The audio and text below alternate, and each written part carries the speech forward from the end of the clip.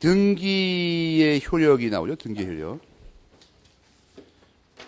이게 이제 책을 정밀하게 읽으면 뭐 마찬가지긴 한데,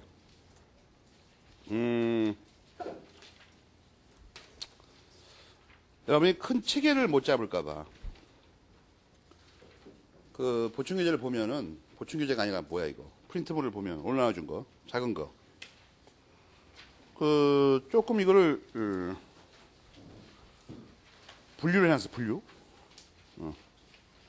알겠습니까?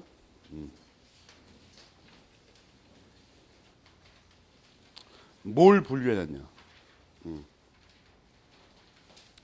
등기의 효력을 유효한 본등기의 효력, 유효한 본등기의 효력이 있고 유효 무효를 불문한 본등기의 효력이 있습니다. 유효 무효를 불문한, 이게 제일 중요한 거예요. 이 자체도 시험에 나옵니다. 다음 중 무효인 본등기에도 인정되는 효력은 있다고 시험 문제를 낸다고. 알겠습니까? 이 자체도 시험 문제 낸다고 그러니까. 그래서 그걸 기억해야 됩니다. 그래갖고 유효한 본등기에만 인정되는 게 가나다번입니다. 가나다번. 유효한 본등기에만 인정되는 거. 그 다음에 그 점유적 효력이나 뭐 밑에 거는 유무효를 불문합니다. 그러니까 그것도 명료하게 기억해야 돼요. 알겠습니까? 우선 그 유효한 유무효를 불문한 그거를 우선 체크해가지고 기억을 해두라.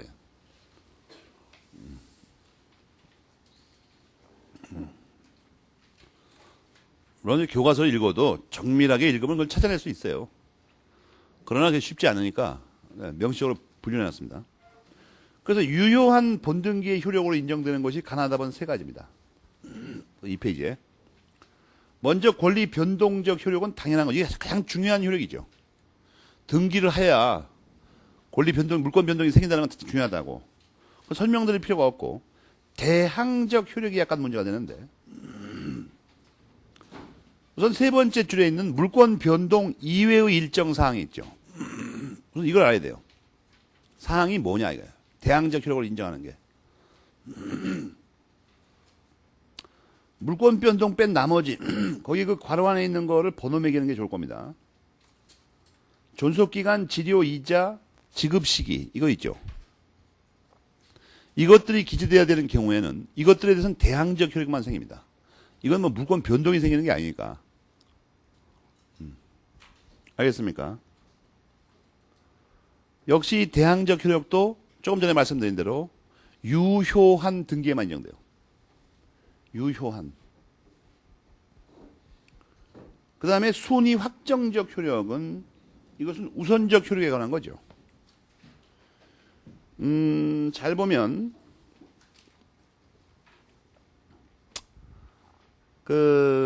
거기 같은 구, 다른 구 이런 게 보입니까? 보통 한자로는 동구, 별구 이렇게 표현합니다.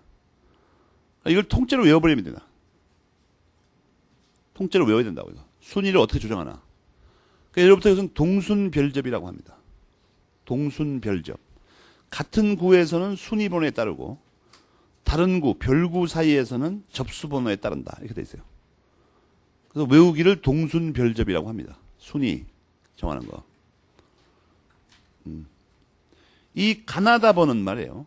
가나다번은 그 맨 위에 써있는 대로 유효한 등기에서만 인정되는 겁니다. 유효한 등기에서만. 그러면 이제 그 다음에 등기의 점유적 효력은 추정력하고 유무효를 불문하고 인정됩니다. 무효인 등기에도 인정된다. 등기의 점유적 효력이라는 것은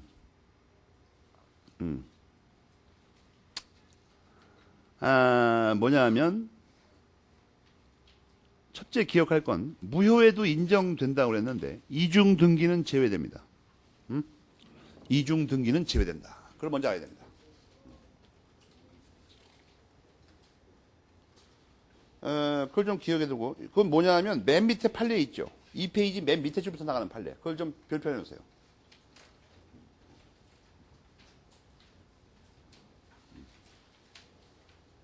이 페이지의 맨 밑에 줄부터 나가는 판례. 그걸 기억해야 됩니다. 무효인 등기도 되지만 이중 등기는 안 돼요.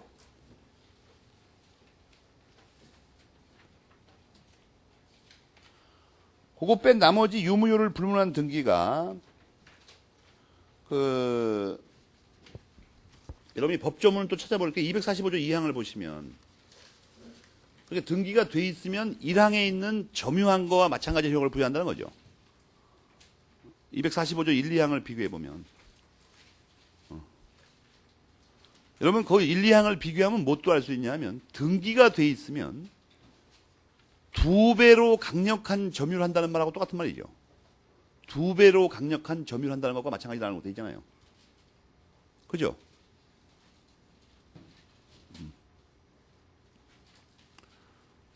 등기가 점유보다 2배의 효력이 있다고. 기간상. 그래가지고 강력한.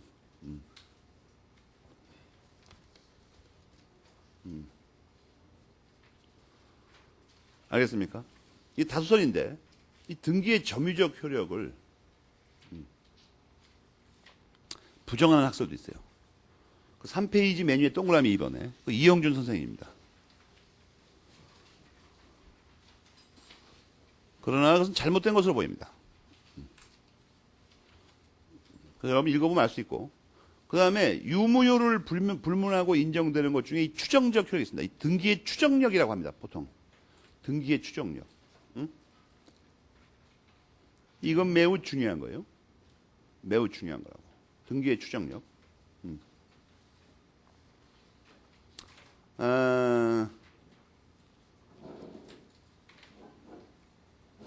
그런데 이 등기의 추정력이라고 할 때 뭐가 문제가 되냐면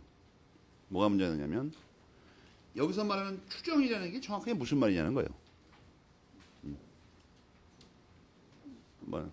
그 3페이지 맨 밑에 그 B번을 보면 법률상의 권리 추정이다. 그걸 먼저 빨간 쳐놓으세요.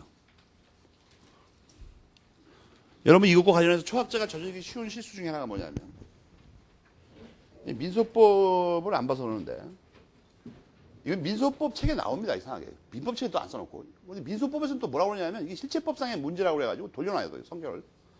그래서 서로 미루고 있는데 지금. 왜냐면 골치 아픕니다. 사실. 이것은 추측 인정의 준말입니다. 추정. 알겠어요? 추정한다. 여러분 잘 봐요. 추정이라는 단어가 나오면 머릿속에 떠올려야 되는 게 뭐냐 하면 이 사실관계를 지금 모른다는 게 전제가 된답니다. 민소법에서 사실관계를 모른다는 건 어떤 사실이 존재하는지 안 하는지를 모른다는 거야. 응?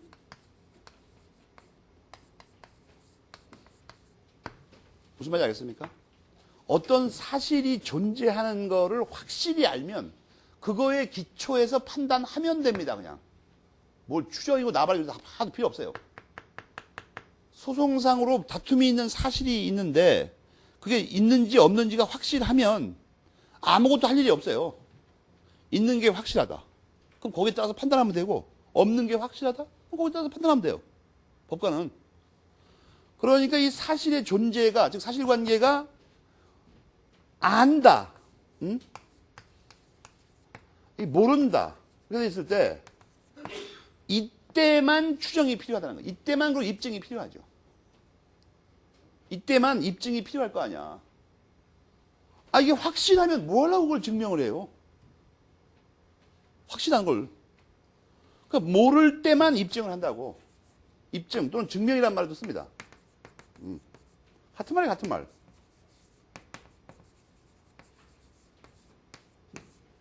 입증을 하는데 입증을 하면 되지 또 뭐가 문제가 되냐면 입증을 하는데 누가 입증해야 되는 문제였어요. 누가 입증하냐 이걸. 누가 입증하냐. 이걸 왜 그러냐면 여러분 생각해봐. 가장 쉬운 일로 친구한테 돈을 200만 원 빌려줬는데 안 갚아요. 근데 벌써 상식적으로 생각해 봤을 때 돈 빌려줬는데 안 갚아서 소송 걸 때가 되면 이미 돈 빌려준 때로부터 상당 시간이 지난 거죠. 돈을 5만 원 친구한테 한 달 빌려줬는데 빌려주고 그 이튿날 아침에 갑자기 소송 걸어가지고 돈을 받게 해주세요. 이런 소송을 거는 사람 없어요. 그런 사람. 갚을 때도 안 된다 아직. 그러니까 이게 갚을 때가 지나고 또 갚을 때 우리나라 사람이 말이에요. 한 달 뒤에 갚아야 된다고 해서 한 달 뒤에 아침 8시부터 기다리다가 1시간 여유를 줄게 돼갖고 9시 안 오니까 소송 건 사람 없다니까. 야, 좀 갚어라. 너 왜 안 갚냐? 내가 떼어먹는다고 그랬냐? 좀 기다려봐. 어영부영하다가 한 2-3달 더 버티다가 감정적으로 완전히 수용할 수 없을 때 소송 걸죠. 핏대 왕창 났을 때. 그러니까 이게 시간이 오래 흐르고 나면 예를 들어서 영수증을 받았다든지 뭐 공증을 받았다 이러면 문제가 안 돼요. 이건. 그거 갖다 내면 되니까. 근데 친구지간에 뭐 5만 원 또는 100만 원 빌려주려고 무슨 영수증 받는 사람도 우리나라 사람 별로 없어요. 사람 믿는다고. 그래갖고 한 반년 지나간 다음에 뭐 돈 100만 원, 5만 원 빌려준 걸 입증하려니까 답답한 사건이야 이거. 답답한 사건이라고. 상대방이 법정에서 또 여기에 속하는 경우가 있어요. 뭐냐 면 너 돈 빌려갔냐? 네, 확실히 빌려갔어. 이건 문제 안 돼요. 따질 필요가 없으니까 이제. 근데 돈을 제때 안 갚는 그렇게 할 리가 만무합니다. 그렇게 할 것 같으면 소송 안 걸어요, 보통. 그래갖고, 아니요. 기억이 안 나는데요? 그러면 누가 입증하냐, 이거. 이걸 만약에 지금 문제가 돼서 소송을 걸었는데 입증을 널 보고 해라, 뭐 원고 보고 해라, 피고 보고 이걸 결정하게 되면 입증을 못하면 어떻게 되는 거야? 누구 보고 하라고 했더니. 그러면 사실관계는 없는 것으로 낙찰이 돼버립니다. 알겠어요? 원칙적으로. 그러니까 이런 걸 입증하는 걸 누가 할 거냐는 게 무지하게 중요한 거예요, 이거. 잘못하면 소송에 패소합니다, 그냥. 입증이 안 돼가지고. 또 돈 빌려서 영수증 안 준 것도 문제가 되지만 예를 들어서 뭐 너 그때 악의였지 않냐? 아닌데요. 난 몰랐어요, 그걸. 그런 걸 어떻게 입증을 해요? 입증하는 방법이 없다는 뜻이 아니라 어렵다고 이게. 과실이 있었냐 없었냐 이거 입증하기 어렵다고. 그러니까 누가 입증하냐가 이게 매우 중요한 문제예요. 근데 요거이죠. 요걸 정하는 게 추정입니다. 왜냐하면 어떤 것이 복잡한 말을 여러 가지 쓰지만 그냥 단순하게 말하면 우리 일반인의 관념에 비추었을 때 널리 사회생활상의 경험에 비추었을 때 이런 일이 있으면 어떤 A라는 일이 있으면 보통은 B가 있었다고 보여진다. 이런 게 경험칙이라고 합니다. 이런 걸. 이런 거에 비춰가지고 추측 인정을 하는 방법도 있어요. 그 추정이에요. 그게. 추정. 알겠습니까? 어떻게 되나 이게. 그런데 이 추정에는 다시 이제 이게 어디다 써먹는지 알았죠. 이게. 우선 여러분이 꼭 기억해야 될 건 사실관계를 모를 때만 추정이 문제가 됩니다. 알면 아는 대로 하지 뭐 하려고 추측을 해. 그러니까 이걸 잊어먹으면 안 돼, 이걸. 모를 때만 문제가 된다, 추정은. 근데 추정에는, 추정이라는 이름을 가진 민소법상의 제도에는 그게 두 가지가 있어요. 사실상의 추정이 있고, 법률상의 추정이 있다. 그런데 이 법률상의 추정에는 다시 법률상의 권리 추정이 있고, 법률상의 사실 추정이 있다고. 내가 지금 무슨 말 하려고 그러냐면,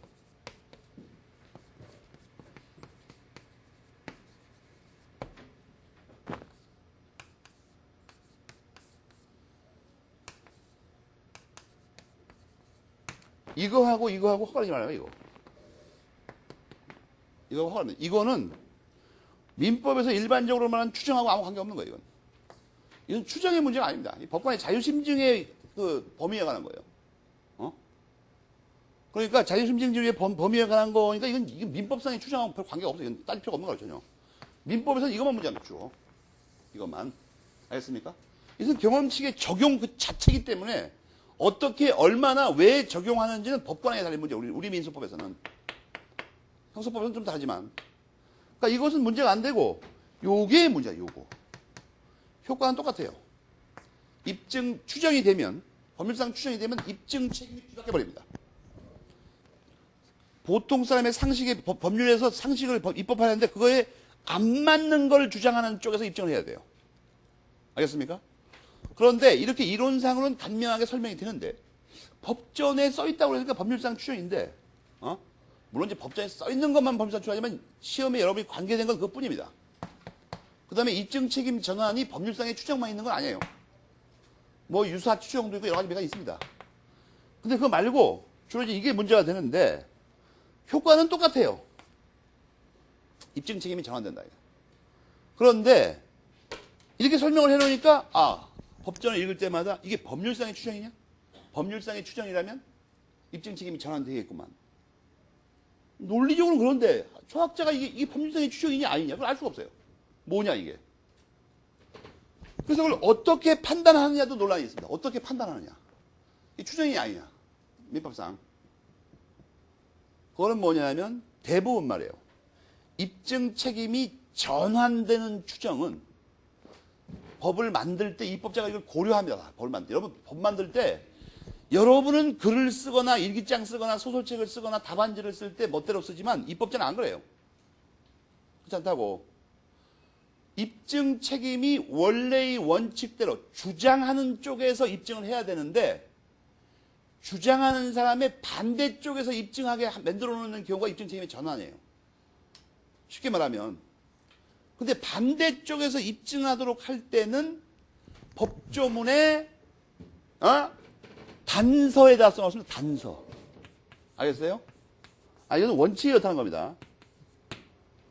그럼 원래 입증 책임, 주장하는 쪽에서 입증을 하게 하려면 본문에다 써놓는다고. 법조문의 본문과 단서를 예리하게 분석하는 이유가 이거예요. 입증 책임이 걸려 있어가지고. 예를 들어줄게. 예를 가장 중요한 거. 시험에 잘 나오니까. 390조와 750조를 비교하면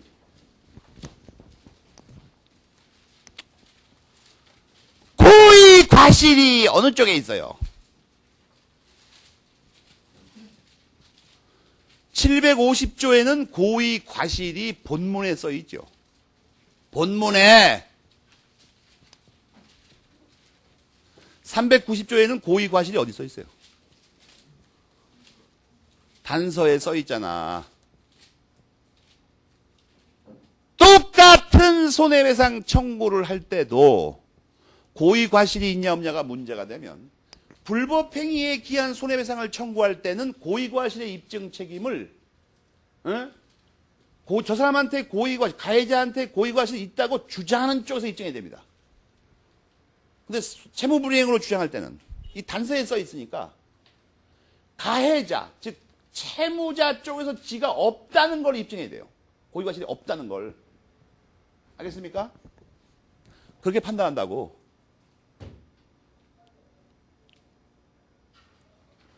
그러니까 그걸 시험 문제 자꾸 물어보는 거야. 고의 과실 누가 입증하냐.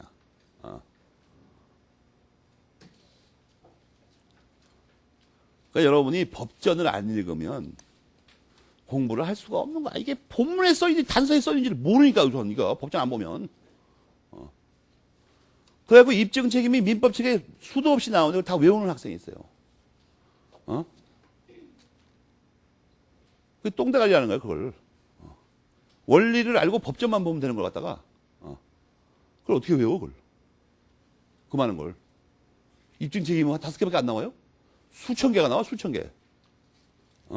여러분 이거 민법만 공부해? 상법도 있고 다 많잖아 이거. 그거 어떻게 일일이 다 공부해 그걸? 자, 어떻게 외워 그걸? 원리를 아는 게 낫지. 입증 책임이 낫습니까? 본문과 단서를 보면 돼요. 여러분 집에 가서 채권 총론을 보면 채무불이행 그 설명하는데 나오죠. 유책 사유를 고의 과실을 말해요.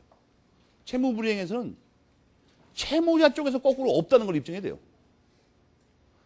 여기서 주장한다는 게 뭐냐면 누가 원고가 되냐를 보면 알죠. 손해배상 청구를 누가 하는 거죠? 손해배상 청구를 가해자가 해요? 그런 말이 있어요? 피해자가 하는 거예요. 피해자가. 나 손해 입었었는데 손해를 배상해달라고. 피해자가 손해배상 청구를 했는데 자기가 이 손해배상 청구에 필요한 사실들이 있죠. 채무자 행위가 위법하다, 손해가 발생했다, 채무자 저놈이 고의 과실을 했다 이런 거 있죠. 이걸 주장하는 놈이 다 입증이 돼 원래. 그런데 390조에 말이에요. 390조하고 750조를 보면 손해에 대해서는 본문에 써 있죠. 손해에 대해서는. 그렇죠. 둘 다. 750조는 뭐 단서가 안 보이니까 당연히 다 본문이고 손해의 발생과 액수는 누가 입증해요 그러면? 그건 피해자가 다 합니다. 피해자가. 알겠어요? 본문에 써 있으니까. 여러분 그러면 말이에요. 이런 걸 알면 그러니까 기초가 돼 있어야 돼. 사람은 그냥 무대뽀로 펴져가지고 외우면 되는 게 아니에요. 이거 그만 거 어떻게 외워? 몰라. 여러분은 뭐 암기의 달인이라 다 외우는 건 나가 모르겠는데 그런 걸 보니까 객관식 문제집은 그걸 외우는 상황으로 써놨더만 해설판 밑에 보니까 그건 다 사기꾼들입니다. 그거. 뭘 외우기는. 법전에 여러분 390조를 잘 보면 본문에서 손해배상을 청구할 수 있다고 해놓고 단서에서 손해배상을 청구할 수 없다고 안 써놓습니다. 꼭 단서 보면 그러하지 아니하다고 쓰죠. 이상하게. 법전들 거기만 그런 게 딴 데서 우리가 많이 봤잖아. 왜 이상하게 딱 부러지게 말을 안 쓰고 그러하지 아니하다. 요따로 써온다고 이상하게. 왜 그러는 거예요? 잘못해서 거기다 단어를 써놔버리면 입증 책임이 걸려버리고 거기에. 그래 요걸 안 쓰는 거예요. 그러니까. 여러분 법전 읽다 보면 단서들 다 그렇게 되잖아. 뭐 그러하지 아니하다. 뭐 어떤 경우에는 그러하지 아니하다. 왜 그런 회계 망측한 말을 쓰냐면 거기다가 반대말을 쓴답시고 손해라는 단어를 많이 집어넣게 되면 이게 문제가 생겨요. 당장. 그 단어가 어딨냐 위치가 따라서 이게 입증 책임이 바뀌어버리니까 갑자기. 양쪽에다 써놔버리면 이거 헛갈리잖아 사람이 이거. 그럼 황당무계한 말을 쓴다. 그러하지 아니하다. 여러분 어저께 배운 부동산 실권이자 명의 등기에 관한 법률 4조도 봐봐요. 4조. 자꾸만 그래서 그런 걸 궁금증을 가지고 왜 그랬을까? 찾아봐야 되는데 여러분 내가 보니 궁금증 찾지 안 가죠. 그다음에 궁금증을 가져도 에이 그냥 됐겠지 뭐. 그러니까 법전을 못 읽는 거야. 그런 거 모르는데 법전 어떻게 읽어? 법전 읽을 때 보면 여러분 보면 그러하지 아니하다는 개똥같이 여기고 아무렇게 읽는다고.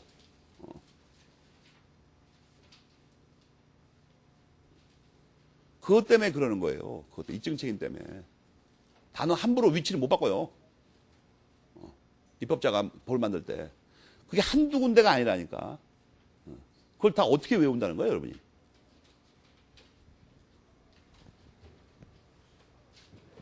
뭐를 좀 우리가 좀 알아야 되죠.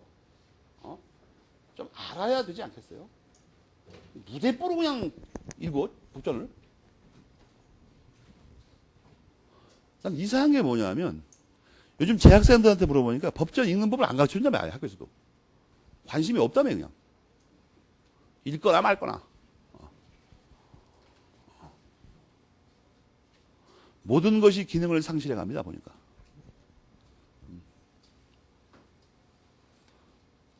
오늘 두 가지 중요한 걸 배웠죠. 법전은 어떻게 읽나. 본문과 단서가 왜 이렇게 중요한가. 그 다음에 왜 법전에 꼭 재수없게 그러하지 아니하다고 써놨나 이거 이상하게. 그러면 그런 거고 뭐 아니면 아닌 거지. 좀 판별을 해요 좀. 그리고 자꾸 그런 거 평소에 법전 재미삼아 읽으면서 그런 거 자꾸 따지는 사람이 입증 책임 시험 나오면 떨어지겠어요? 여러분이 기출 문제 한 3개년치만 분석하면 10개년치 분석하면 더 좋고 입증 책임이라는 문장이 나오는 그 지문이 굉장히 많죠. 사실은 굉장히 많아요. 그거 왜 물어보는 것 같아요? 법전 읽었나 보려고 그러는 거야 지금. 법학은 법전을 읽어야 되는데 법전을 읽나. 근데 거기다가 지금 질문이다. 법전, 당신은 법전을 읽었습니까? 1. 예. 2. 아니요. 3. 모름. 4. 조금 읽었음. 5. 많이 읽었음. 이렇게 할 수가 없잖아. 이렇게 질문하면 어떻게 돼, 이게 말이. 문제가 아니잖아, 지금 이게. 그러니까 입증 책임에 대한 문장이 되게 많아요. 전부 다 본문 단서에 걸려있는 말들이죠. 본문 단서가 없으면 그 입증 책임 뭘 물어봐. 당연한 건데. 원칙에 따르는 게. 그러니까 객관식 문제를 그 똥꼬리 같은 뭐 700원짜리 문제 뭐 하나 그거 풀지 말아요.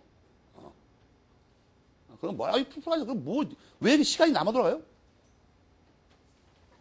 그런 거를 본다면 뭐 이거 내용을 거기서 공부하지 말라고. 그거 다 거짓말이에요. 여러분 대부분의 문제집을 보면 틀린 거 고르라는 게 제일 많죠. 맞는 거 골라라. 그러니까 다 맞거나 다 틀린 말이 아니라고 이게. 사람 정신만 헛갈려요 사람이. 내가 옛날에 말했죠. 1차 시험 같은 경우는 킬러들이 말이에요. 문제집이 없어요. 여러분 주변에 1차 시험을 연속으로 4번 이상 붙은 사람 선배나 후배나 찾아가봐요. 한번. 방에 뭐가 있나. 문제집 없다니까. 그러니까 안 봐요.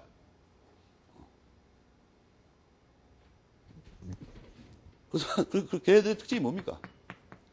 시험 보고 와서 딴 사람들은 야, 뭐 헌법을 5개 틀리고 뭐 민법이 어려워가지고 뭐 12개 나갔어. 이런 말을 안 한다고 거의. 걔네들 그런 말에 대화에 끼지 않는다고 원래. 왜냐하면 이번엔 몇 개를 착각해가지고 헌법을 2개씩이나 틀렸네. 민법 이거 속아 넘어가지고 이 함정 문구에 할 수 없이 1개를 틀려 주었네. 이렇게 말합니다. 그리고 이제 예를 들어 뭐 터무니없는 거 나오면 틀려요. 그 사람들도 물론. 그러나 맞아야 될 건 하나도 안 틀립니다. 책에 있는 건 자기가 보는 딱 어떤 교재에 있는 내용은 배운 거 절대로 안 틀린다 이거예요. 그러려면 어떻게 됩니까? 배운 범위 내에서 어떻게 비틀어놔도 이걸 풀 수 있어야 돼요. 내가 줄쳐놓은 그대로 안 내면 항상 틀린다 나는. 그럼 뭐예요 그게?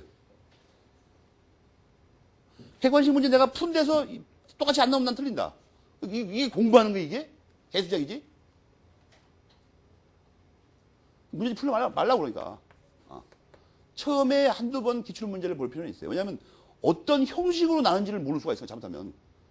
뭐 이런 거는 주로 이렇게 물어보는 거 이런 거 알아야 되죠.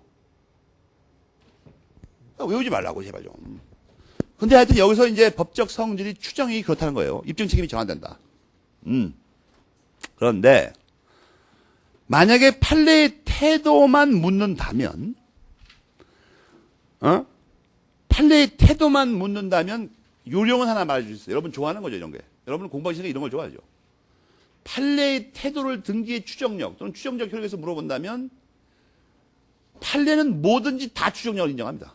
뭐든지 다 현재까지. 하여튼 문제가 되는 건 다 인정을 해요. 이상하게. 그러니까 시험 문제 내거나 뭐 어떻게 하고 물어볼 만한 문제가 되는 거 있죠. 그 추정력을 인정하지 않는 경우가 거의 없어요. 지문에 나오는 건 다입니다. 인정하는 게. 그러니까 여러분 문제 읽다가 몰라도 돼요. 추정력을. 판례는 뭐 이러이러한 경우에는 추정력을 부정하고 있다. 틀린 문장이 무조건 그냥. 생각할 것도 없어요. 그 90%의 확률이 넘을 겁니다. 그러니까 추정력 선생의 말을 듣고 뭐 합리적으로 이해는 가지만 아이고 나는 못하겠다. 머리 아파서. 본문과 단서, 법전이라면 도드레기가 돋는다. 그런 사람은 그것만 외우고 갖고 와요. 판례는 다 인정한다. 내 생각에 여러분은 다 두드러기가 나고 싶죠, 갑자기. 응? 골치 아프다, 이래, 골치 아프다. 사실 추정, 권리 추정은 4페이지의 그 작은 글씨를 나중에 보시면 되고, 인정 근거도 여러분 여러분 읽어보면 됩니다. 그건 취소한 얘기가 아니고. 한 가지 또 논점으로 체크할 건, 이 등기의 추정력이 대비돼서 공부해야 되는 건 뭐냐면 점유의 추정력입니다. 알겠습니까? 등기의 추정력하고 대비해서 그 제목 옆에다 써놔요. 등기의 추정적 효력 옆에다가 점유의 추정력과의 대비가 논점. 이건 주관식 논점입니다. 점유의 추정력은 조문이 있어요. 200조.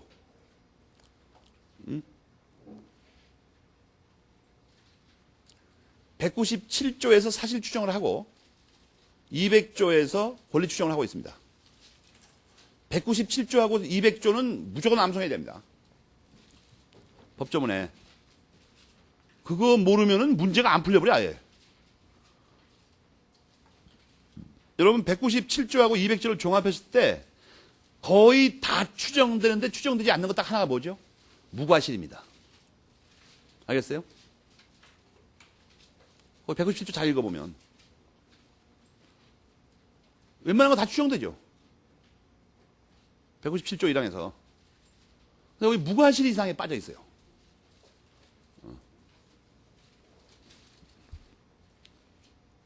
그 다음에 200조에서는 권리의 적법이 추정되고 있죠.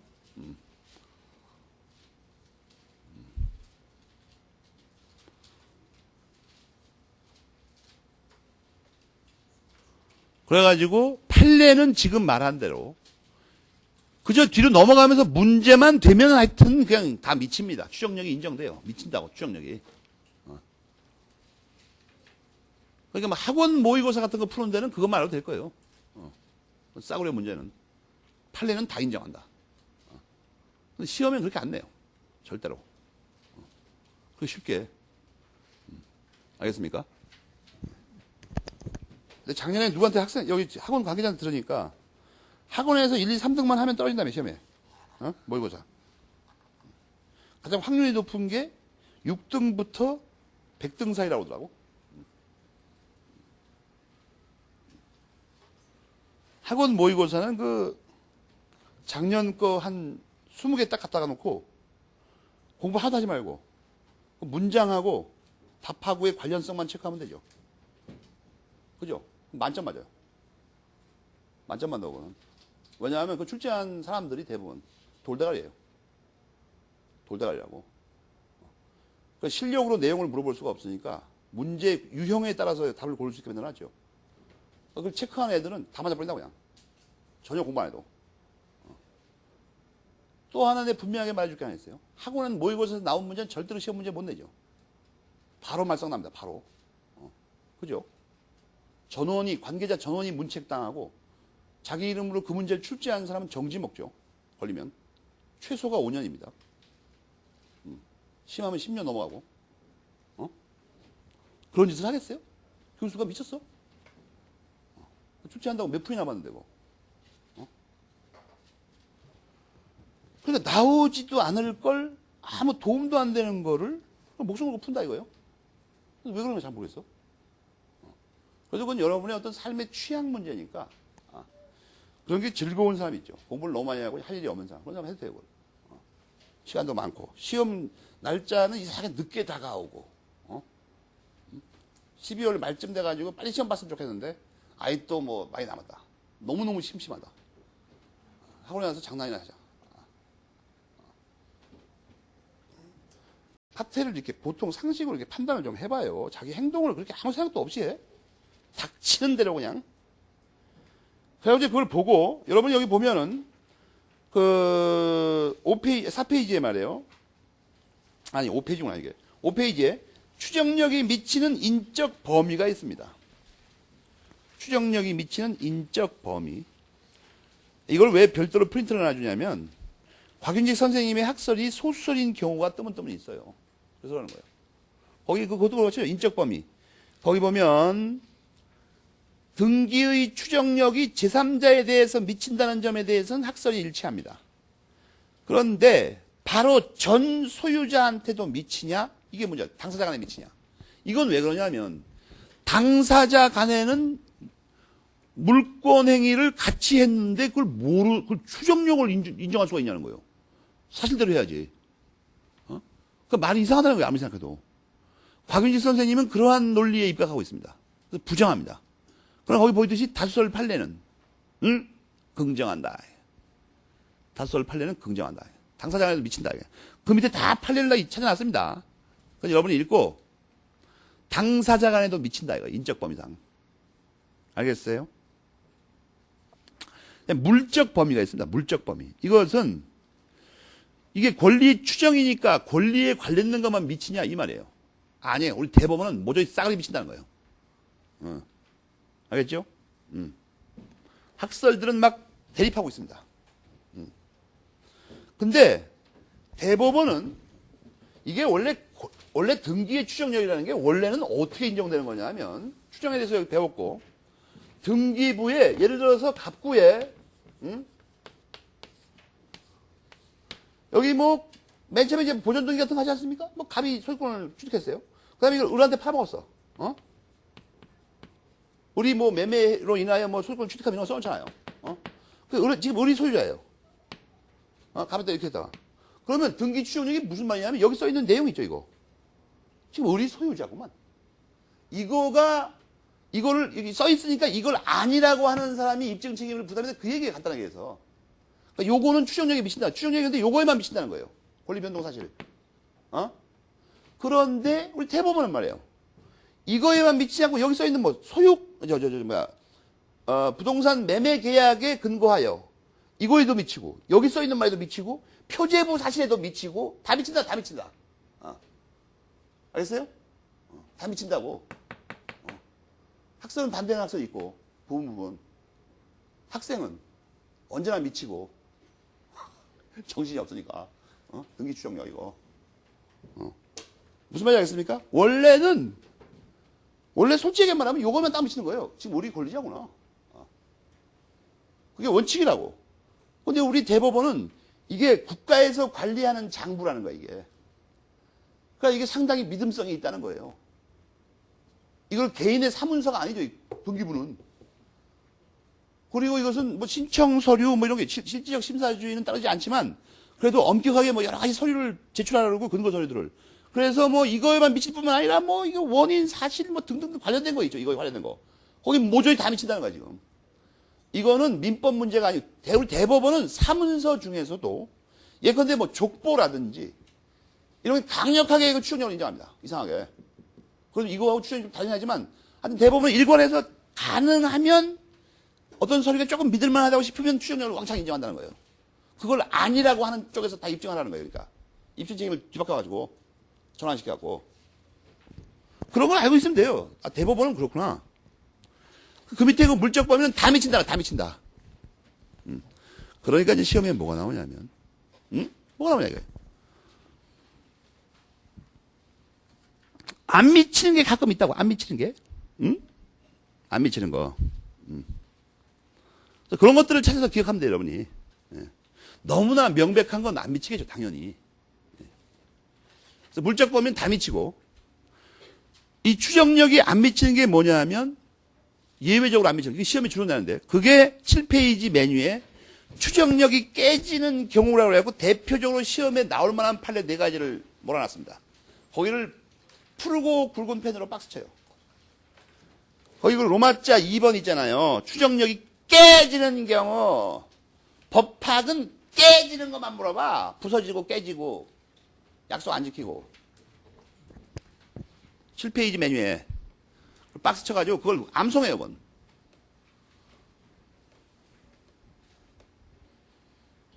내가 아까 말했지 뭐예요, 이게? 명백하게 아닌 게 확실한 경우, 뻔한 경우. 그러니까 판례는 모든 거에 미친다고 한다. 이것만 외워서도 모의고사는 풀 수 있는데 사실 또 이거 박스 친 것만 외워도 시험장에서 한 60%는 맞아요. 이중책임에 와서 나오는 문제. 알겠습니까? 그 다음에 추정력의 정도가 나옵니다. 추정력의 정도에서는 동그라미 1번과 그 다음 페이지 동그라미 2번에 그 무슨 공식이 하나 있죠. 어떤 추정력이 더 크다. 거기만 메모리 펜치래요. 동그라미 1번에서 뭐예요? 판례가 이전 등기의 추정력이 보존 등기보다 크다고 그래요. 그 다음에 그 다음 페이지 메뉴에 뭐가 있죠? 기판력 있는 확정 판결에 의한 게 더 크다고 그래요.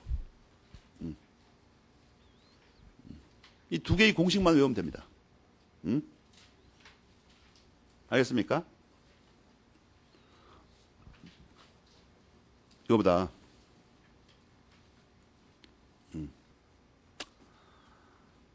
확실히 알았죠? 이거 제가 걱정되는 사람은 그거 잘 보면 알죠? 이 판이 보일보다 크다. 그죠?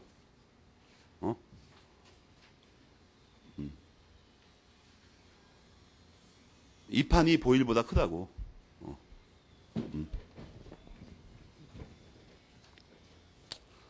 그 다음에 또 이제 시험에 나오면 비비 틀리는 게 뭐냐면 등기의 추정력의 효력입니다. 등기의 추정력의 효력.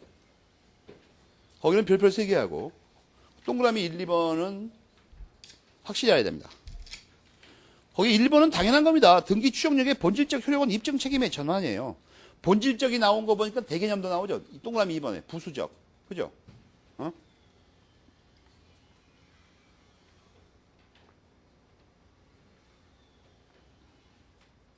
상당히 맛있구만. 본질적으로 입증 책임 전환입니다. 당연히. 그 밑에 뭐가 있죠? 원칙이 있고 입증 책임 전환되는 경우가 나오죠. 그런 문장 정도는 암송하는 게 좋습니다. 그 다음에 동그라미 이번에 등기 추정력의 부수적 효력이 이제 시험에 나오면 골치 아픈데, 거기 내가 이렇게 꺾은 거라 표현했죠? 내용 말고 내용에 대한 신뢰와 내용의 지부지, 즉 선악의 말하는 거예요. 알겠습니까? 그걸 기억하라는 거예요. 이건 등기부에 써있는 내용하고는 관계가 없는 거죠.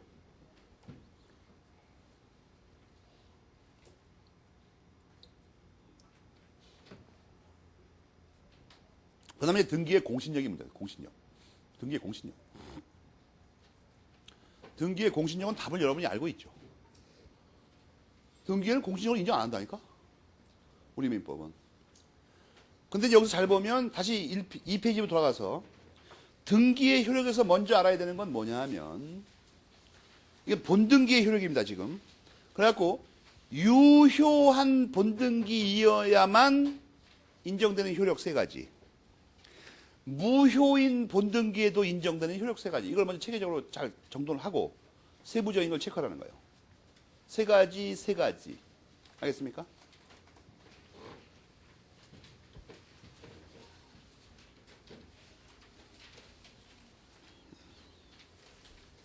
세 가지.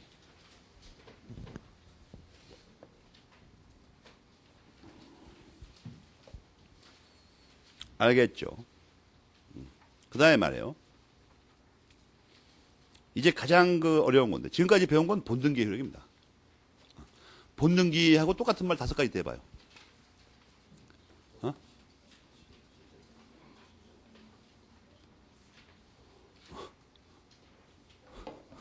어떤 학생들은 공부를 하고 며칠 지나면 5가지만 떠오르나요. 5가지가 있다. 알면 하나도 안 떠오르고. 그래도 그건 아무것도 안 떠오르는 사람보다 낫습니다. 5가지가 있다는 걸 알고 있으니까. 그거에 대한 효력을 배웠다고 지금. 3가지씩 배웠죠. 그래서 6가지가 있습니다. 합쳐서. 그 중에서 공신력은 인정 안 되고. 그러니까 등기의 효력하면 본등기의 효력과 예비등기의 효력이 있습니다. 이제 9페이지부터 배우는 게 예비등기의 효력들입니다. 예비등기에는 가등기와 예고등기가 있다고 배웠다, 이 앞에서. 여기서 배우는 건 뭐예요? 예비등기들의 효력입니다. 9페이지부터. 먼저 가등기의 효력이 가장 중요합니다. 가등기가 엄청나게 중요한 거예요, 이거. 거기다 왜 법조문까지 써놨냐 하면, 이게 분산되어 있으니까. 먼저 여러분이 거기 법조문 9페이지에 법조문 친자에서 부동산 등기법 제 3조를 먼저 읽어봐요. 3조를 알려면 2조를 알아야 되죠. 한 보니까. 그 프린트물에 다 있잖아, 지금 9페이지에 법조문이. 그 3조를 보면 가등기는 2조에 있는 그 등기 능력 있는 그 권리들이 있죠. 이거에 설정 이전 변경 또는 소멸에 이거는 외울 필요가 없고, 청구권을 보전하려 할 때 이겁니다. 청구권을 보전하려 할 때 이거. 청구권. 알겠습니까?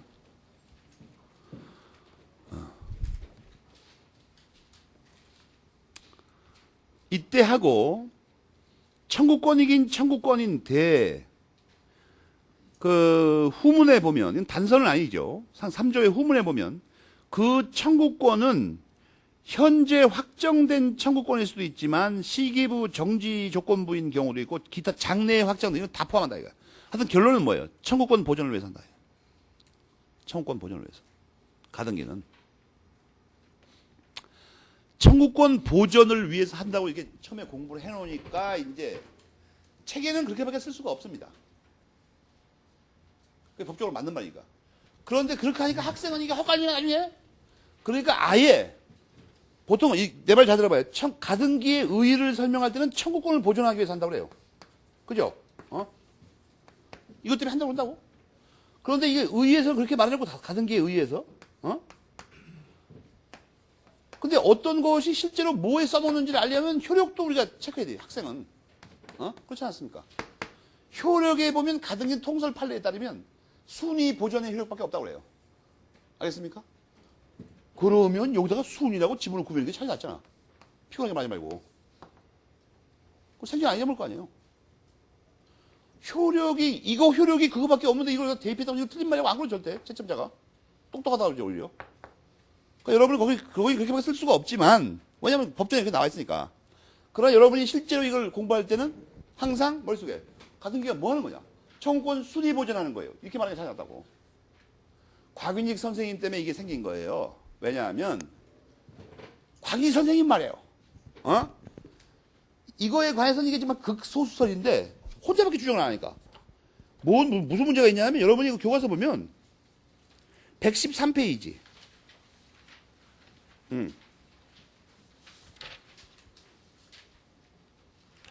가등기의 효력이 나오죠. 그리고 거기 보면, 가로 1번 제목이 뭐예요? 순위 보전밖에 없다는 거야, 순위 보전밖에. 근데 곽윤 선생님은 왜 순위 보전이라고 의의도 안 써놓냐면, 114페이지 보면 말이에요. 괄호 2번에 청구권 보전에 어떤 효력이 있다는 거예요, 또. 진짜 청구권 보전. 여러분이 우선 급하니까 114페이지 괄호 A번부터 115페이지까지 빠른 속도로 읽어봐요. 곽윤 선생님이 혼자 독특하게 주장하는 게 뭘까?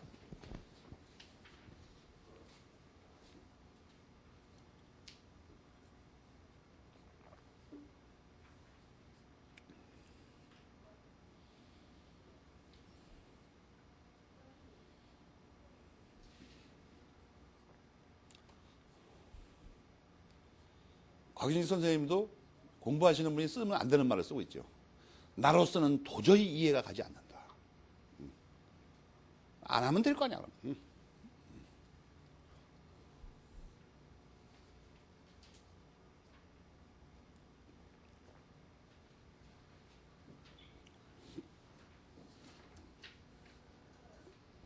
그러나 우리나라의 압도적인 통솔과 판례는 말이에요. 곽윤식 선생님을 제외하고는 이런 효력을 아무도 인정 안 해요. 괴상한 효력을. 오로지 순위 보전 효력밖에 없다고 그래요. 오로지. 알겠습니까? 그러니까 여러분은 공부할 때 2중, 3중으로 공부하지 말고, 여러분이 그 프린트물 13페이지에 42번 각주 판례를 봐봐요.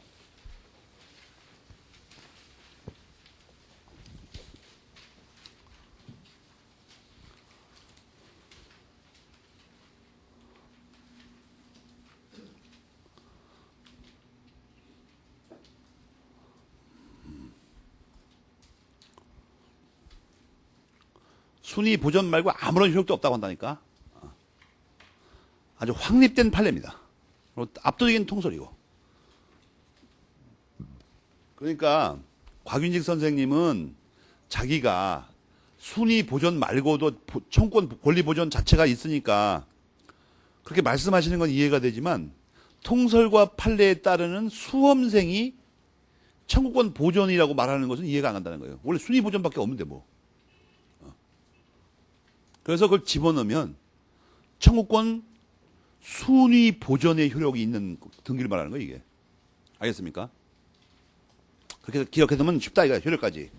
그 다음에 앞으로 돌아가서 가등기가 그런 건데 거기 그 9페이지에 있는 조문 중에서 61조도 참고 삼아 읽어봐요. 61조. 내가 저번에 말했죠. 가등기 하면 밑에 빈칸을 놔둔다니까. 왜? 나중에 본등기 하면 거기다 적어놓으려고. 그럼 본등기 밑에다 적으면 되지 왜 거기다 적어요? 그 빈칸 만들어 놓고 적어야 시각적으로도 권리가 앞서는 거를, 순위가 앞서는 걸 눈에 보이게 할 거 아니야. 그래서 미리 공백을 놔둔 거예요. 알겠습니까? 그 밑에 62조까지 읽어봐요. 61, 62. 나중에 본등기 하면 거기다가 쓴다니까? 빈칸 남겨뒀던 거에다가. 그 다음에 이제 가등기와 예고등기의 구별은 여러분이 보고, 그것도 시험에 낼 수 있으니까. 한 가지 조심할 게 하나 있어요. 이 가등기라는 말이, 원래는 이 순위보전의 가등기만을 의미하는데, 이게 여러분이 잘 알듯이 법전에서 가등기 담보 등에 관한 법률이 있나 찾아봐요.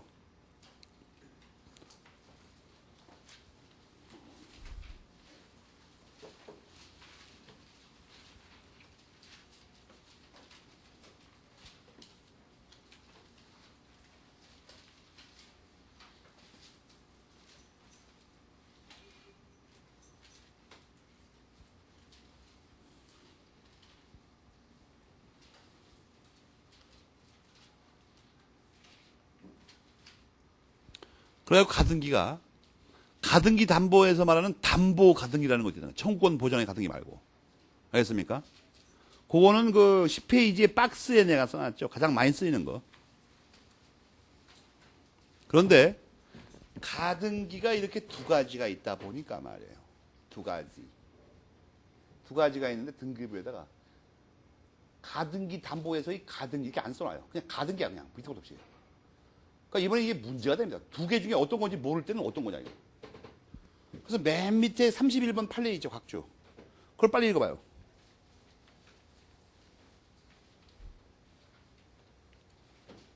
그 판례를 보면 어떤 게 원칙이라고 써 있습니까?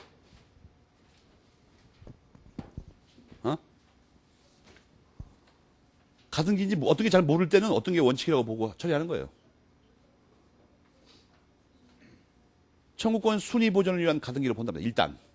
알겠습니까? 진실이 밝혀질 때까지. 그 부분에만 빨간 줄을 치면 되죠. 메모리 펜을 칠하든가. 일단은 순위 보전의 가등기로 봐버립니다. 잘 모를 때는. 나중에 알아서 쳐야 되니까.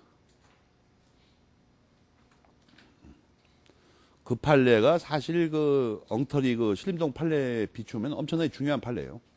그거. 실제로도 문제가 많이 생깁니다. 이 가등기가 어떤 가등기인지를 모르는 가등기가 있어, 이상하게. 담보 때문에 해온 건지, 이게 순위 보전하려고 해놨는지. 그때는 원칙이 순위 보전입니다. 원칙이.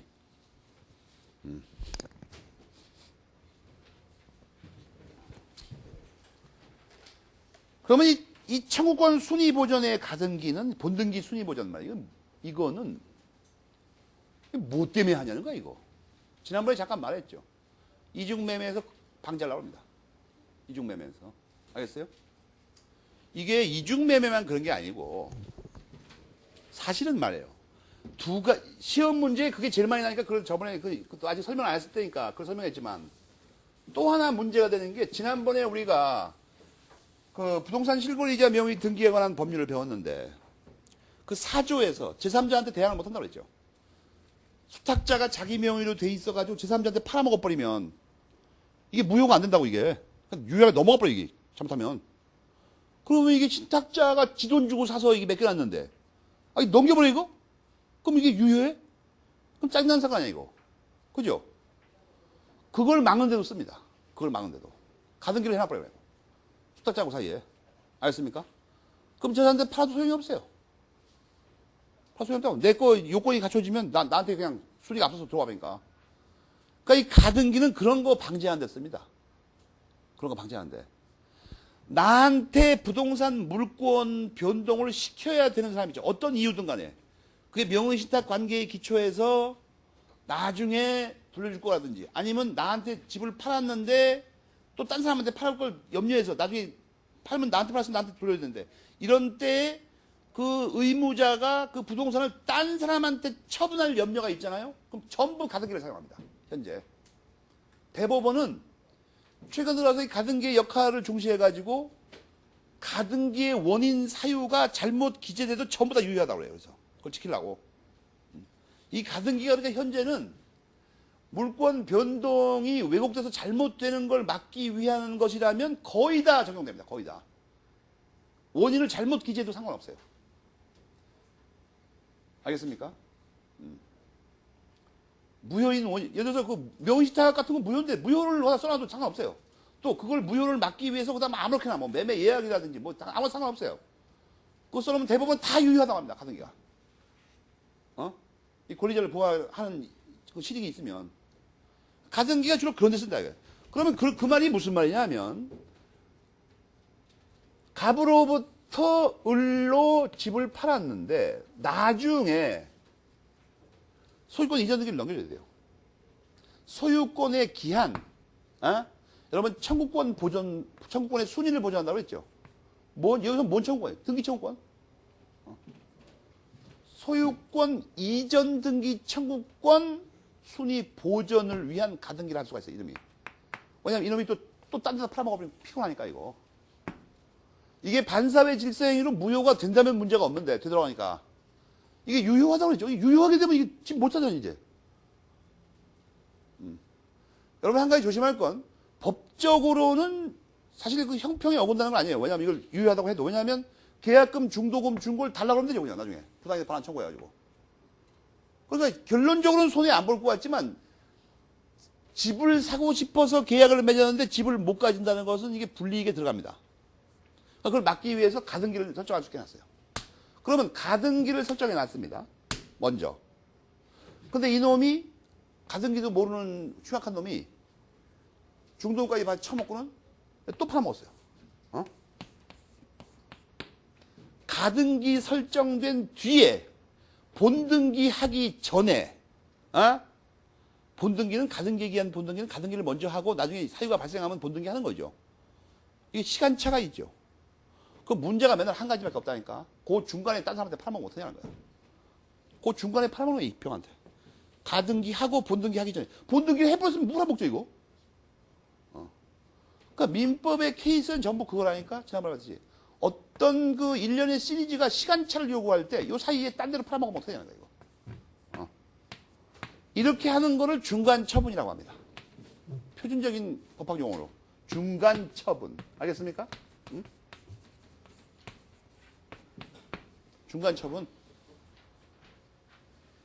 중간에 딴 놈한테 처분해버렸다 이거야. 중간 처분. 가등기를 해서 5월 1일에 해놨는데 이놈이 5월 1일을 하고 언제냐면 6월 말일에 넘겨주기로 했어요. 근데 이놈이 6월 15일 날 병한테 소유권 이전 등기를 넘겨주고야 말았던 것이었어요. 중간에 처분해버렸어, 딴 사람한테. 이 자세 유효합니다. 유효한데 본등기를 을이 만약에 하게 되잖아요. 그럼 이건 효력을 상실해버립니다. 효력을 상실해요. 왜 효력을 상실하면 5월 1일 이때 가등기에 기한 본등기는 순위를 가등기의 순위에 따르게 돼 있어요. 가등기의 5월 1일이 이 본등기의 6월 15일보다 빠르죠. 그러니까 이게 우선한다고. 먼저 성립했으니까. 알겠습니까? 조심할 건 그렇다고 해서 을의 소유권 취득이 5월 1일이 된다는 건 아닙니다. 순위만 이거고 을의 소유권 취득 날짜가 언제예요? 6월 30일이에요. 당연히. 변동 일자가 소급하는 게 아닙니다. 순위만 앞선다. 순위만. 이설이 없어요, 현재.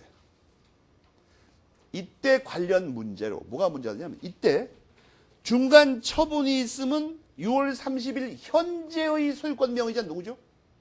이 사람 아니야. 중간에 넘어갔으니까. 가등기는 이 사람하고 했는데 6월 30일 날 현재 소유 명의자는 이 사람이 또. 이러니까 당장 문제가 생기는 거예요. 을은 가등기에 기한 본등기를 누구한테 해달라고 해야 되나? 원래 소유 명의자한테 해달라는데 원래는. 그러니까 병한테 해달라고 해야 되는데 이게 말이 이상해. 병하고는 가등기 한 적이 없어요. 그리고 대법원은 독특한 이론을 전개하면 이 경우에는 갑한테 할 수 있다. 그럼 이 앞으로 된 등기는 어떻게 되냐는 거야. 이게 말소 등기해야 되는데. 이거는 등기관이 직권으로 말소해버린다. 잘못된 거니까. 직권으로 말소한다. 대법원의 확고한 판례입니다. 학설은 대부분 이걸 반대합니다. 그러나 이게 60년대 초반에 이미 전원합의체 판결이 나왔어요. 이렇게 한다고 판례에서. 안 고쳐 대법원이 똥감으로 그냥. 너네 뭐 떠들어라. 우리는 못 고친다 이거예요. 이거 판례를 못 고친다. 그리고 학설들도 이제 전부 사과들었어요. 왜냐면 이건 테크니컬한 문제죠. 너 누가 누구한테 청구하고 뭐 지우기를 누가 지우냐 이거 아니야. 이건 대법원에서 기술적으로 몇십 년 동안 강요하고 있는데 그걸 어떻게 바꿔요, 학설로. 학설은 뭔가 문제가 많다 이렇게 그냥 할 수 없다 이런 얘기예요. 반세기 동안 그래왔는데 어떻게 할까 지금 와서. 거기까지 하면 됩니다. 거기 동그라미 2, 3번 빨리 읽어봐요. 10페이지.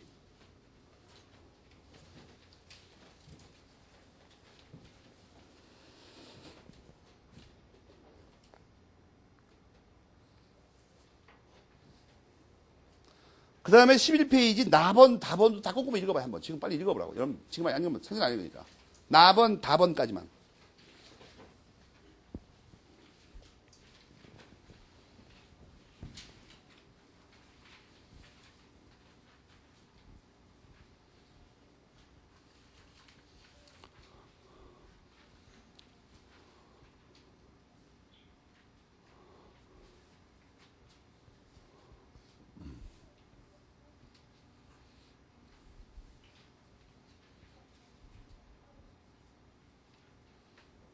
나번, 다번을 읽었습니까? 11페이지까지. 그 다음에 이 라번이 별표를 2개 해야 된다고. 라번. 가등기의 가등기. 이거에 관해서 먼저 조심할 게 하나 있는데,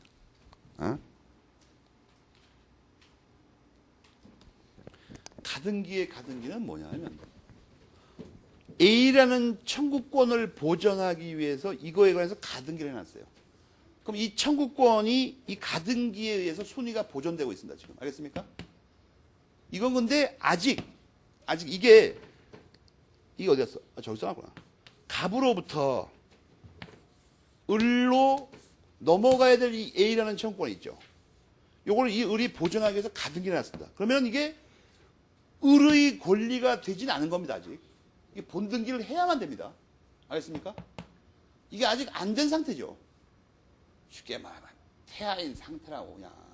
독일 사람의 대가리는 이 똥대가리라. 뭔 게 신통한 얘기가 없어요. 그냥 맨날 그 소리야. 이게 나중에 본등기 해야만 갑니다. 이게 본등기 해야만. 알겠어요? 근데 아직은 이게 본등기 안 됐으니까 이게 을 권리가 아니에요. 알겠어요? 그런데 이게 아직은 이 사람의 어떤 권리가 아니라는 게 왜 중요하냐면, 그냥 덜 된 그 가등기 된 권리입니다. 보전되는 권리야. 근데 우리나라 사람 성질 더럽게 급해요. 이게 이렇게 넘어간 다음에 사도 됩니다, 병이. 병이. 일이 확실히 온 다음에, 본등기 된 다음에 이걸 넘겨봐도 된다고. 근데 우리나라 사람은 땅은 좁은데 뭐 이게 물자는 없고 그러니까 막 급해가지고 이때 미리 확보하려고 발버둥을 칩니다. 이상하게 뭐가 급한지. 그래 학생만 괴롭힌다고 이게. 아니 이게 찬찬히 기다렸다가 이 본등기 하면은 나한테 파시오. 그래갖고 넘어가면 되잖아 이게 차례대로. 근데 그냥 무슨 반만 년 동안 전란에 휩싸여 살았는지 그런지 어떤지 모르겠는데 그 성격이 급해가지고 아직 오지도 않은 게 중간쯤에 걸려있는 거 있죠. 운송 중에 있는 거의. 이거를 산다는 거야 갑자기 이 사람이. 이상하게. 여기다가 하여튼 뭘 한다는 거예요. 이거 가지고. 오지도 않다지. 그러면 이 사람한테서 이렇게 아직 안 오고 있는데 이걸 확보하려면 이 사람도 가등기해야 돼. 이 사람도 가등기해야 될 거 아니야. 자기 그 권리를 보장하기 위해서. 그렇잖아요. 근데 이게 뭐가 문제냐면 가등기된 권리를 또 가등기한다는 거야 이거. 가등기된 권리를 가등기해요. 가등기된 권리가 넘어오는 걸 가등기한대요. 이거는 한 가지 조심할 게, 먼저 조심할 게 하나 있어요. 이건 소유권 이전이 아니죠. 소유권이 할 수 없으면 넘어오지 않는다. 소유권이 할지라도 이게. 전부 다 부기등기로 의합니다. 그러니까. 지난번에 배웠죠. 소유권 이전은 뭐예요? 전부 주등기에 의한다고. 소유권 이외의 모든 권리의 이전은 부기등기에 의한다고 배웠잖아요. 교과서에서. 여러분 표정을 보니까 글쎄 뭐 선생이 배웠다고 우기니까 배우고 같긴 한데 그런 말이 어디 있을까? 뭐 그게 궁금하다 여러분. 내가 보니까.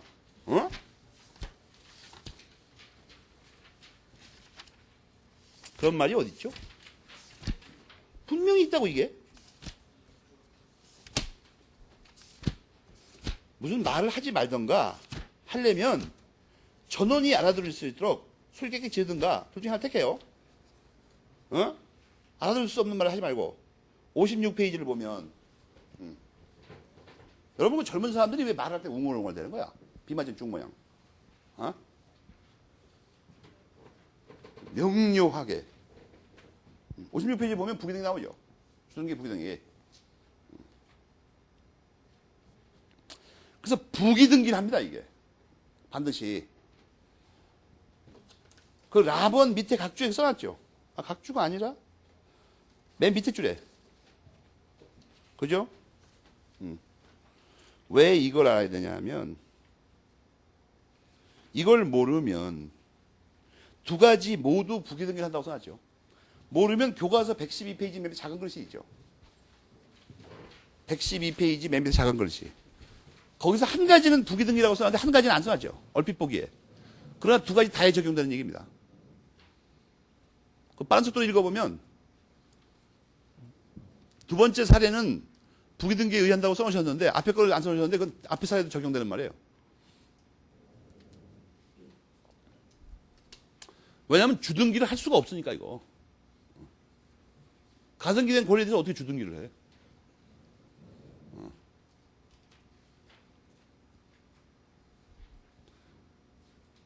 그러게 평소에 수험생들이 책을 얇게 쓰시라고 너무 그러니까 읽을 수 없도록 써놨어.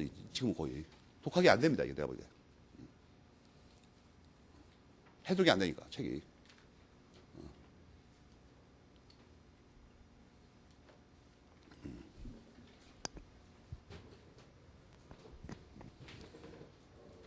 그거만 이해하면 되고 그건 교과서 봅시다. 교과서 때문에 염려가 돼서 하신 말이고, 여러분이 요거에 관해서 기억할 건 뭐냐면, 이게 옛날에 문제가 뭐가 나왔냐면 둘 중에 하나는 인정하고 하나는 인정 안 했었어요. 근데 이게 전원합의 재판결로 바뀌어가지고 지금 다 긍정합니다. 두 가지 종류의 가등기를 다 긍정한다고. 알겠습니까? 그러니까 이제 그거는 몇 번 시험에 냈어요. 가등기를 판례가 인정하냐 안 하냐. 지금은 이제 그거는 몇 번 시험에 냈으니까 또 내기 좀 민망하지 않습니까? 다 알고 있고 이제 판례 바뀐 거. 판례가 그리고 뭐 작년에 바뀐 게 아니고 뭐 70년대 말에 바뀌었어 이거. 그러니까 다 이제 알아 이제 다. 이제 모를 것 같아요. 교과서에 곽윤직 선생님들이 이렇게 써놨는데 다른 책에는 이걸 써놓지도 않아요 아예. 그냥 가등기는 인정된다 있다고 써놔요. 아무 설명도 없이. 그러니까 이제 시험에 내면 모를 게 뭐예요? 가등기는 두 가지 다 부기등기에 의한다는 걸 모를 거라고 학생들이 이제. 그걸 내버립니다 이제 틀림없이. 가등기는 부기등기에 의하여야 한다. 근데 그 앞에다 이제 학생을 속이려면 반드시 있다고 써간다고. 학생들은 처음 보는 말이니까 이 틀린 말이구만 이거. 맞는 말이에요. 그 문제는 사실 근데 솔직히 그렇게 내면 그건 뭘 묻는 거예요? 가등기 묻는 게 아니죠. 부기등기가 뭔지 아는가 묻는 거예요. 이건. 그렇다면 정확하게 출제 의도가. 어쨌거나 그걸 알아두고 그 다음에 이제 가등기에 기한 본등기하고 통상의 본등기는 이게 어떤 관계이냐는 거야 이거. 어떤 관계냐. 이건 다르다 이거예요. 성격이 다르다. 그럼 뭐가 다르냐? 밑에 37번 판례를 읽고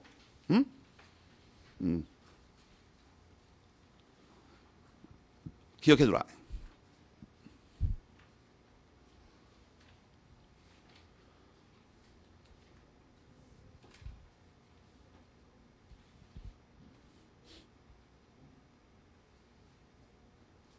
봤습니까? 그 다음에 가등기의 효력의 그 동그라미 1, 2번을 빠른 속도로 읽어봐. 다 설명한 거죠.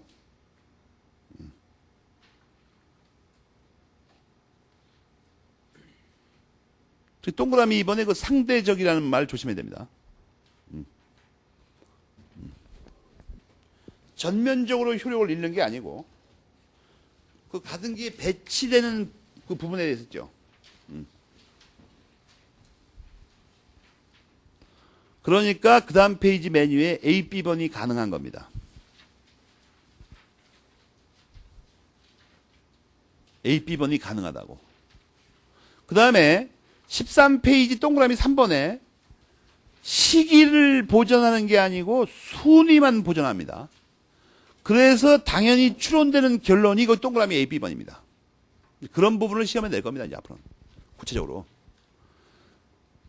변동의 시기를 보전하는 게 아니고 순위만 보전한다는 게 무슨 말이냐. 실익이 뭐냐. 이런 걸 낼 거라고.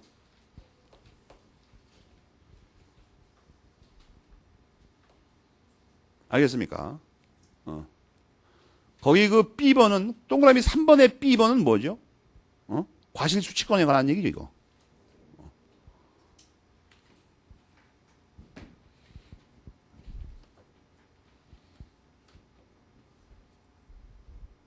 동그라미 4번은 아까도 말한 거고. 그 다음에 중간 처분이 있었던 경우에 가등기에 기한 본등기 절차 조금만 설명드렸죠? 애당초의 가등기 명의인을 상대로 해서 하고 직권 말소한다. 거기 동그라미 1, 2번이 그 얘기죠. 알겠습니까? 그 다음에 예고 등기에 관해서는 왜 법전을 또 잔뜩 갖다 놨냐 하면 법전에서 주로 냅니다. 법전에서 아예. 법전이 이거 읽어보시면 알겠지만 교과서 내용보다 더 많아요. 여러분이 여기서 뭐만 알면 되냐 하면 예고 등기는 예고 있죠. 예고. 미리 경고를 줄인 말입니다. 예비적 경고를 줄인 말이 예고예요. 예비적 경고. 그 효력밖에 없어요. 경고하는 효력밖에. 다른 아무런 효력도 없어요. 이건 주로 실무상 어떤 데 쓰이냐면 어떤 사람이 우리 갑의 부동산을 살라고 그러는데 이게 사실은 지금 소송 걸려 있는 거야. 소유자가 누군지 정확하게 몰라가지고 쌈 붙어가지고. 근데 그걸 등기부에다 안 써놓으면 등기부를 믿고 아니 갑건가 보다 살 수가 있지 잘못하면. 근데 그래 믿고 샀는데 얼마 있다가 소송 확정돼가지고 그게 갑게 아니고 병거다. 이렇게 되면 어떻게 돼요? 산 사람만 미친놈 된다고. 그러니까 법원에서 그걸 염려해가지고 친절하게도 등기부에 등기소에 촉탁을 해가지고 등기부에 써온다. 지금 소송 걸려 있음 이렇게. 그걸 예고 등기라고. 그러니까 경고하는 효력밖에 없어요. 그 대신 그걸 써주면 사는 사람이 그 다음에 이제 뭐 주인이 바뀌어도 그건 문제가 안 되죠. 왜냐면 지가 알고 산 거니까. 소송 걸려 있는 걸 알고 산 거니까 지가 잘못될 수도 있다는 걸. 그런 예비적 경고 기능 말고는 아무것도 없다고. 알겠습니까? 그럼 이제 시험에 뭐가 나냐면 경고적 효력밖에 없다는 거 하나 하고 도대체가 아무 소송이나 타고 다 써놓는 거냐 그러면 이게 문제가 돼요. 어떤 소송만 거기다 쓰냐 이거예요. 그게 맨 위에 부동산 등기부 4조를 봐봐요. 거긴 나와 있는 것만 씁니다. 거기 나와 있는 것만. 그러니까 번호 매겨가면서 기억을 하란 말이야. 그걸 뭔가 어떤 소송이 걸리면 예고 등기를 해주나. 두 가지밖에 논점이 없어요.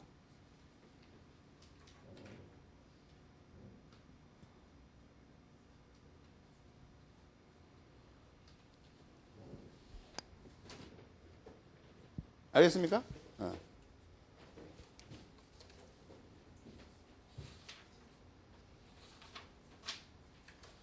이게 이제 117페이지 상단까지라고. 등기의 효력. 이 등기의 효력적이 원래 시험 문제 가장 빈번하게 출제되죠. 너무 자세히 볼 필요는 없습니다. 법무사 시험이 아니라면. 그래도 이게 명확히는 알아야 돼요. 명확히. 그리고 이 등기의 효력은 대부분 실무에 관련된 문제라 판례가 매우 중시됩니다. 곽인 선생님 정도 되는 분은 이제 학설을 주장하실 수 있지만 대부분 다른 학자는 그냥 판례에 따라서 설명합니다. 그냥 귀찮으니까. 잘 모르겠고 이거.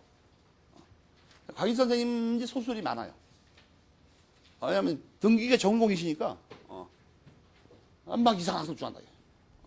판례 막 비난하고. 다른 사람은 그런 사람이 아무도 없어요. 없다고. 판례를 비난할 만한 능력이 안 되죠. 모르니까 우선. 그러니까 뭐 그냥 그러니까 곽윤식 선생님이 그분들한테 고마운 겁니다. 왜냐하면 곽윤식 선생님조차 판례를 따라서 다 써놔버리면 자기 책을 독특하게 쓸 게 없어. 그래서 곽윤식 선생님이 가끔 소설을 군데군데 주장을 해주니까 그걸 헐뜯는 재미로 글을 쓴다 이거야. 알겠습니까? 논점들을 위주로 크게. 자, 그러면 우리가 최종 정리를 해보자고. 윤곽이 있어야 되니까. 효력에는 그렇다면 등기 효력에는 크게 어떻게 나옵니까? 본등기의 효력, 예비등기의 효력으로 나오잖아. 본등기는 다시 두 가지 어떻게 나온다고요? 유효한 본등기의 효력, 무효인 본등기에도 인정되는 효력. 그리고 각각 세 가지가 있다고 그랬잖아요. 그걸 먼저 머릿속에 넣어요. 까먹어도 그걸 떠올리면 찾아내기라도 할 거 아니야. 어디 처박혔는지. 거기서 가장 까다로운 부분이 어디에? 추정적 효력이라고. 판례 태도는 간단하다니까? 몽창 다 추정인데, 몽창 다. 시험에 뭘 외워야 돼요? 추정이 깨지는 경우를 네 가지를 외워야 된다고. 판례. 알겠습니까? 이게 정도면 간단하잖아. 가등기는 상세히 공부해야 돼요. 지금 예를 들어서 설명한 걸로 충분했을 거라고 봅니다. 가등기 뭐 이해하는데 별 문제 없을 거라고. 여기까지가 부동산 물권 변동입니다. 117페이지까지. 우리는 지금까지 그러니까 뭘 공부했냐면 117페이지까지. 187조까지 공부했어요. 187조까지. 여러분 곽민 선생님이 책을 만드실 때 사실 그 117페이지 메뉴에다가 두 줄을 놓는 것보다는 그 앞 페이지에서 좀 땡겨가지고 끝내는 게 좋죠. 깔끔하고 책이. 그럴 거 아니에요. 근데 왜 117페이지 위에 두 줄을 걸어놓은 거예요? 187조를 떠올리라고. 알겠습니까? 페이지만 봐도. 그런 야리꾸리한 그 심보를 이해하면서 조금 쉬었다가 보기로 한다.